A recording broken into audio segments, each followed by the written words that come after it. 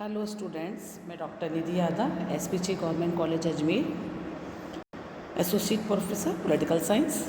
पिछली क्लास में हमने जानने का प्रयास किया था कि व्यवहारवाद क्या है। आज की कक्षा में हम देखेंगे कि व्यवहारवाद के उदय और विकास के क्या कारण हैं, कैसे कौन से कारण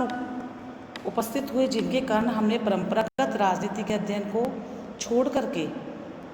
हम नवीन अध्ययन यानी कि नवीन अध्ययन पद्धति व्यवहारवाद की ओर अग्रसर हुए।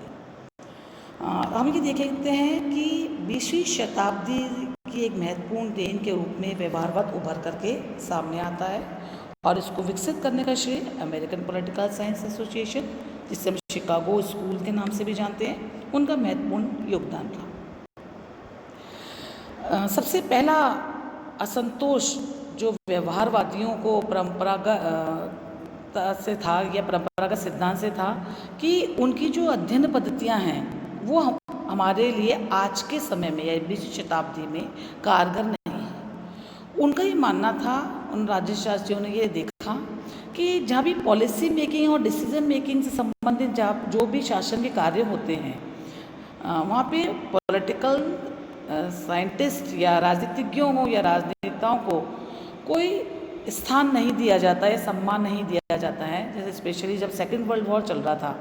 तो संयुक्त राज्य अमेरिका भी देखा कि बाकी विषयों को तो एज ए एक्सपर्ट इनवाइट किया गया चर्चा के अंदर और उन्हें शामिल किया गया, लेकिन पॉलिटिकल साइंस के विषय की कोई उपाध्यता या उसके विशेषज्ञों की कोई उपाध्यता महसूस नहीं की गई।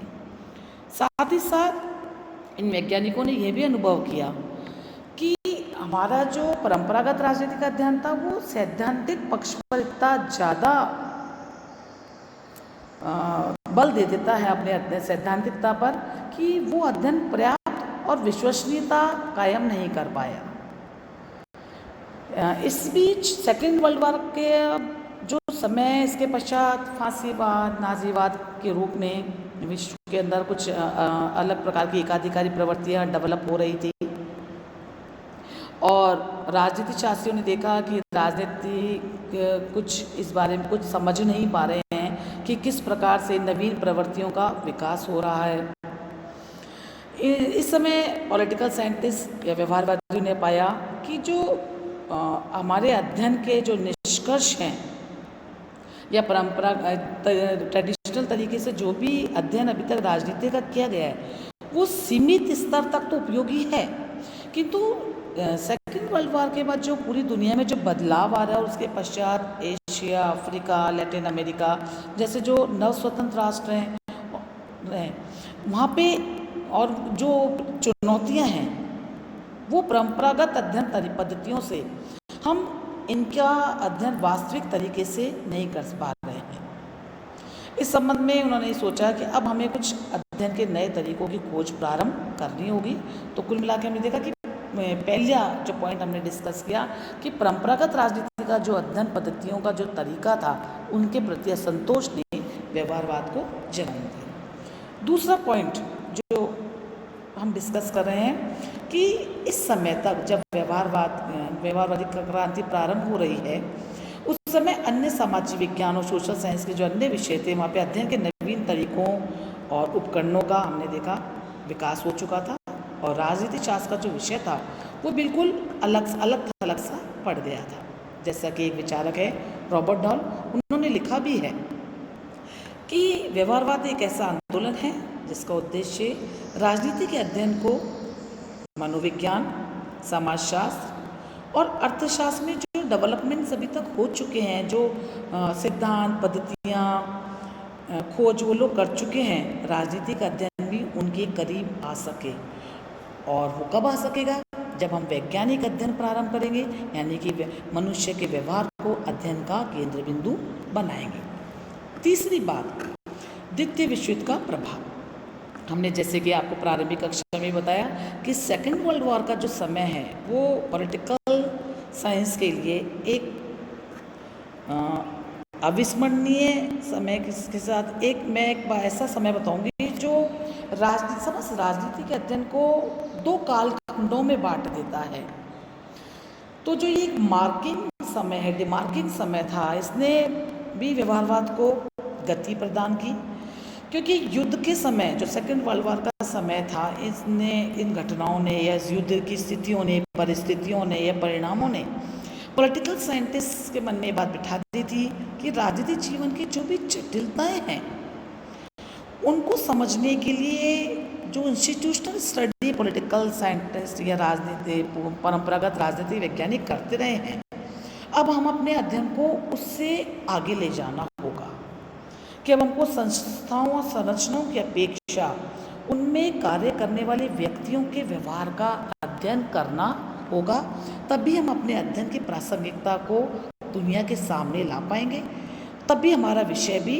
उपयोगी साबित होगा। नेक्स्ट पॉइंट,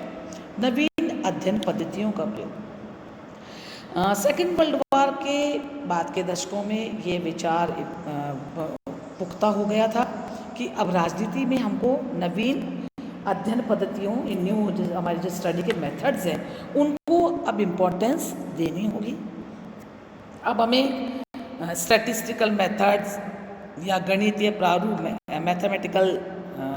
मॉडल्स हैं या सैम्पलिंग के जो मेथड्स हैं, सर्वे हैं, इंटरव्यू हैं, इंडेक्स मेकिंग, एरिया स्टडी जैसे प्रविधियों को अपने अध्ययन में शामिल करना होगा।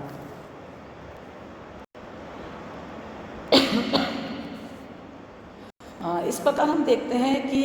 सर्वप्रथम 1908 के दशक समय में ग्राहम वालिस की पुस्तक आई थी ह्यूमन नेचर इन पॉलिटिक्स, जहां उन्होंने राजनीति के अध्ययनकर्ताओं ने संस्थाओं का जो अध्ययन करने का तरीका था उससे बदलाव लाया और मानव के व्यवहार का विश्लेषण करना प्रारंभ किया। उसके पश्चात एक महत्वपूर्ण कदम 1925 में एक चार्ल्स मेरियम की पुस्तक थी न्यू एस्पेक्ट्स ऑफ पॉलिटिक्स। ये एक बहुत महत्वपूर्ण व्यवहारवाद की दिशा में एक महत्वपूर्ण चरण माना जा सकता है, क्योंकि अमेरिका में चार्ल्स मेरियम की प्रेरणा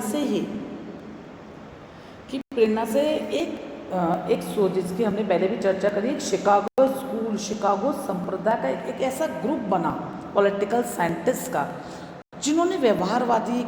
को आगे बढ़ाने में प्रमुख रूप से कार्य किया। जिनमें प्रमुख रूप से हम नाम ले सकते हैं David Easton, Lasswell, Almond Coleman, हिंजलाउ आदि ऐसे विचारक थे, जिन्होंने शिकागो स्कूल एक संप्रदाय, एक ग्रुप बनाया और व्यवहारवाद को आगे की ओर ले गए। इसी समय साइमल्टेनियसली साथ ही साथ में कुछ निजी संस्थाएं भी थी, जिनमें प्रमुख रूप से हम नाम ले सकते हैं American political science association, social science research council, ऐसी अनेक थी जो व्यवहारवाद को आगे की ओर ले जा रहे थे और व्यवहारवाद का क्षेत्र बहुत प्रचलित और व्यापक हो रहा था। आगे की कक्षा में हम ये जानने का प्रयास करेंगे कि व्यवहारवाद की प्रमुख मान्यताएं या सिद्धांत क्या हैं